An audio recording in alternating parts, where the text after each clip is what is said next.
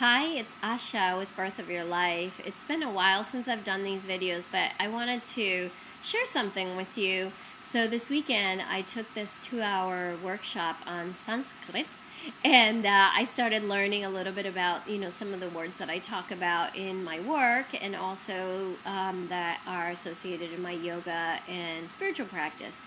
And although the involvement of engaging sacred sound in this way is something that I feel transforms us.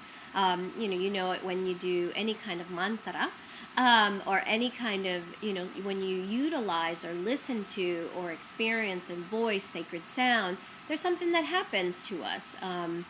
There's an impact in our body and in our psyche.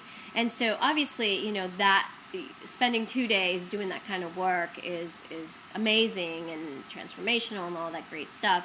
What I wanted to talk to you about today is actually the method of how I was taught the alphabet. And that is that typically when we learn something new, or we just how we approach life, is from this paradigm of doing it right or doing it wrong. So it's sort of a fear-based model, right? If I'm not doing it right, then I must be doing it wrong. And if I'm doing it wrong, then there's all these feelings associated with my own sense of value, and there's this performance issue with life, or even learning something new.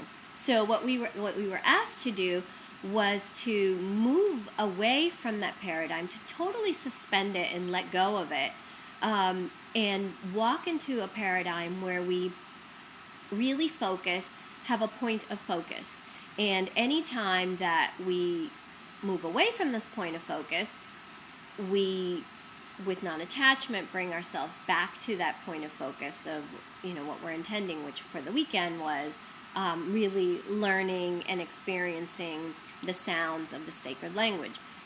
And I have to tell you that I kind of laughed, because for me, that attitude, that approach to living, or that approach to learning something new, was the price of admission for me. I mean, it was incredible to be learning and discovering the words that I speak of, and discovering how they really need to be pronounced, or how they are spelled, and how I can begin to read them. I mean, that was totally exciting. But what was even cooler was to then try on and begin to practice living this way. So I got home, and my daughter said, "What have they done to you? Why are you speaking that way?"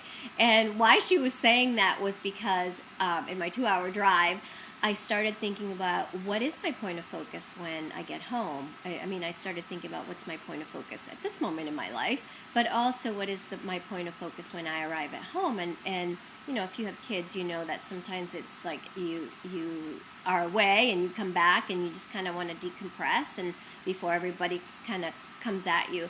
And so I thought, what my point of focus is to be peace and to experience peace. So anytime that I was off point, I would, with non-attachment, bring myself back to point. And of course I didn't do it perfectly. I mean, I'm a human being that's supposed to not be perfectly. It's supposed to not be right or wrong. And so what is my point of focus is what I just sort of kept bringing back.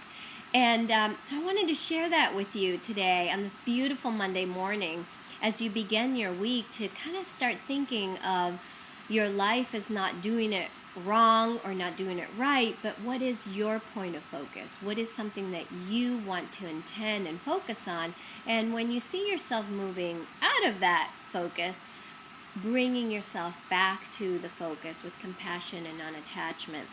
So that's my offering for you today on this Monday morning. Blessings to you, and please stay connected. I'm on Facebook at Birth of Your Life, and my blog is ashastories.com. I will talk to you soon. Bye.